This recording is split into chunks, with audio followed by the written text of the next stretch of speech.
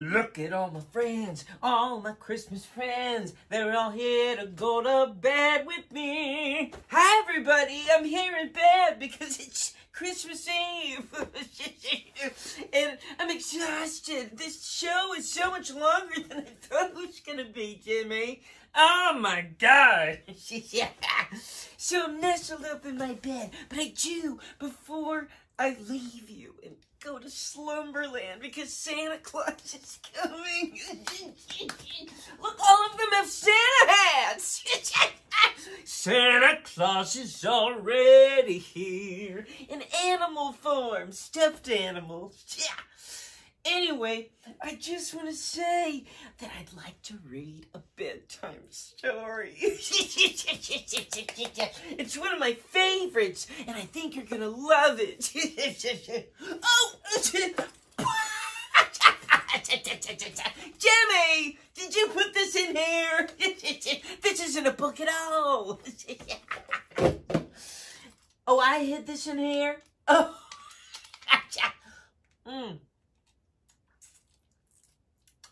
Oh, yeah, I remember. Well, that's okay. I can just tell the story from memory. Do you remember? He remembers. Yeah.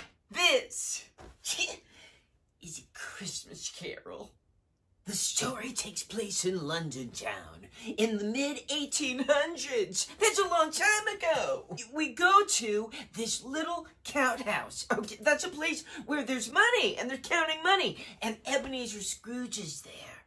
And he's just terrible. He's just a terrible man. He won't heat up the place. Everybody working there is very upset, especially Bob Cratchit. Bob asks, please, would you put some coal into the fireplace? I'm freezing. My tits off over here. And Scrooge says, no.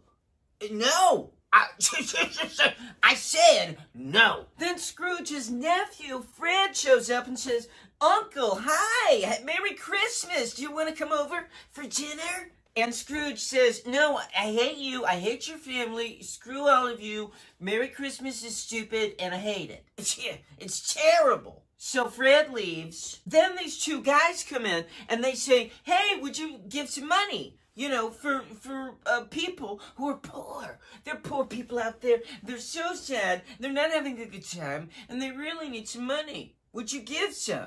I don't like to give any money to poor people because poor people are just terrible and they should die. All of them need to die. Scrooge tries to get Bob to stay for Christmas to work, and Bob says, please, can I just go home to my family? You know, my little son is dying, that's foreshadowing. That's foreshadowing for the future.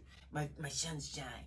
So Scrooge ends up giving Bob the day off. Yay! Yay! Good for Bob. Scrooge goes home, and he sees a ghost on the door. A little ghost, and it looks just like Jacob Marley, his dead business partner. While he's eating gruel, that's terrible. Why would you eat gruel? That's disgusting. He's rich. Gruel? He's eating gruel in front of the fireplace, and all of a sudden the mantle looks like Jacob Marley, too. So Scrooge goes to bed, and then all of a sudden Jacob Marley appears, and he's got all these chains and locks all over him, and he says, Scrooge, you gotta get out of this lifestyle you're living. Look at me. Look what happened to me.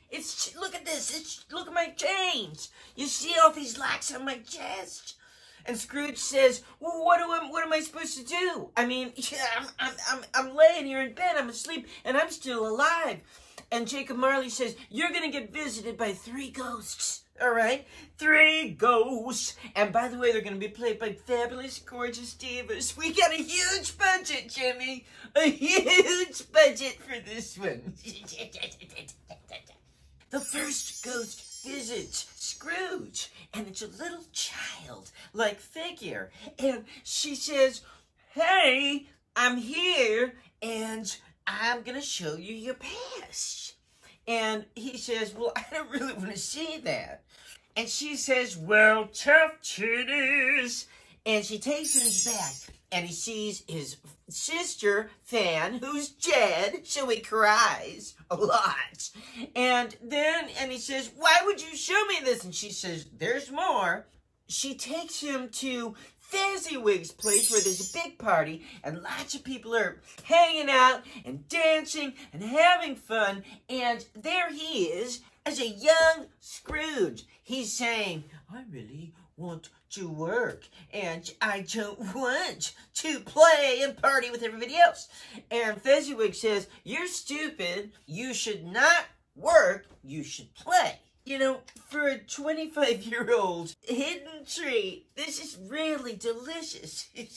Scrooge also sees his beautiful young Belle, a girl that he loved. And then all of a sudden, the ghost of Christmas past takes him to see older Belle, and she's saying, you know what, Scrooge, screw you.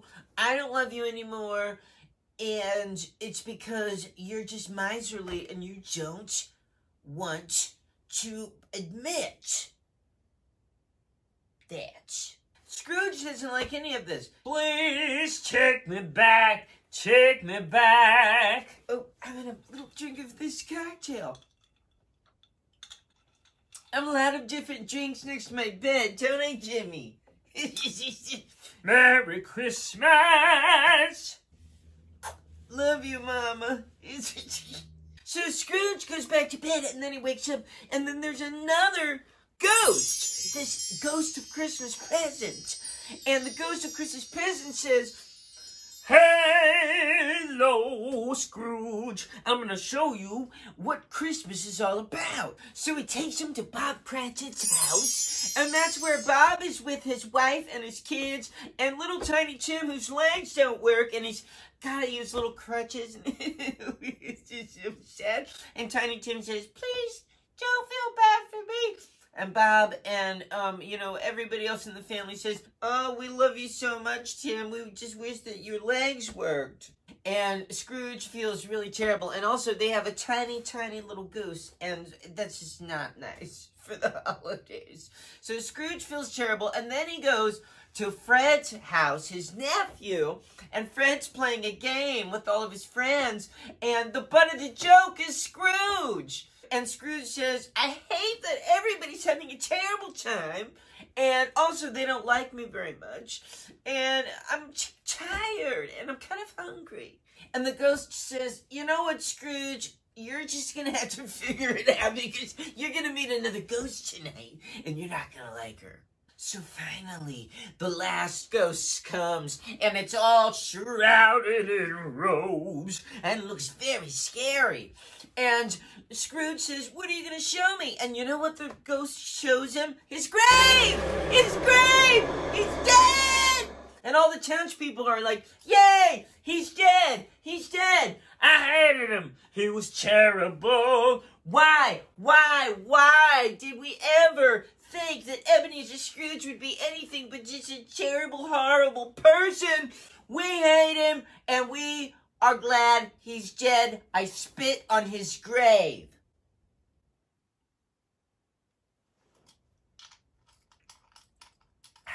Scrooge says, no, I've got to be able to fix this. Please, please, give me a chance. Give me a chance. And before he knows it, he passes out. Jimmy, I'm going to pass out here in a minute. How many more staves should we have? Scrooge wakes up, and it's morning, because there's lights, and he can see him. And he goes to the window, and there's a kid outside, and he yells, hey, kiddo! What day is it? And the kid says, it's Christmas Day, sir. It's Christmas. And Scrooge says, great, go buy a big turkey and meet me outside, because I love turkey and it's Christmas. And he goes and meets the kid downstairs and says, hi, everybody. Merry, Merry, Merry, Merry, Merry Christmas. He takes the turkey and he goes to Bob Cratchit's house, and he looks at Bob Cratchit and the whole family and little Tiny Tim, and he says, you know, I'm so sorry. I'm such a prick. Here's a turkey. I love you. Merry Christmas. Here's a raise. Here's more money. And I hope that this Christmas is the first of many that we all celebrate together. Oh my goodness, Jimmy! And that's A Christmas Carol. Oh, and then they lived happily ever after. Yeah. Well, everybody, I hope you had a wonderful time tonight. I know I did, and it's time for me to nestle up in bed and go to sleep. I hope you have yourself a merry little Christmas.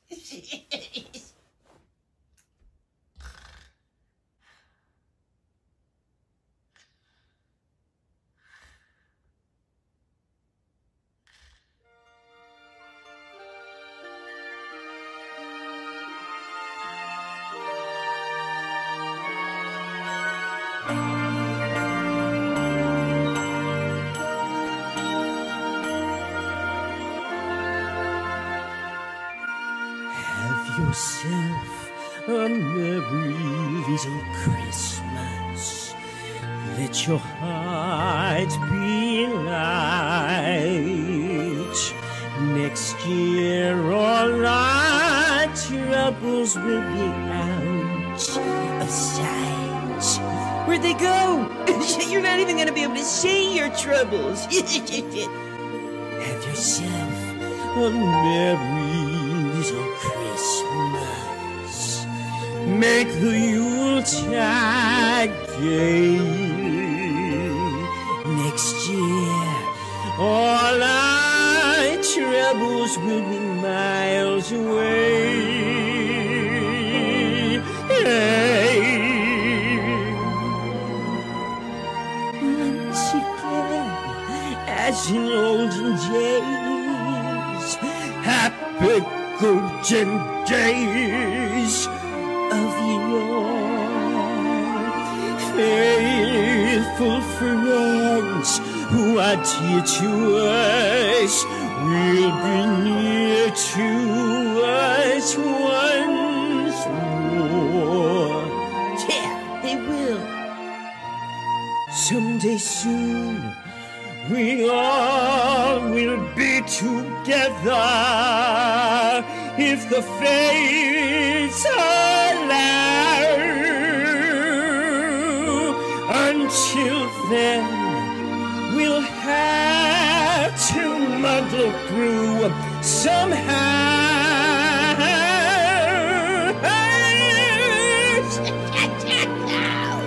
So have yourself a merry little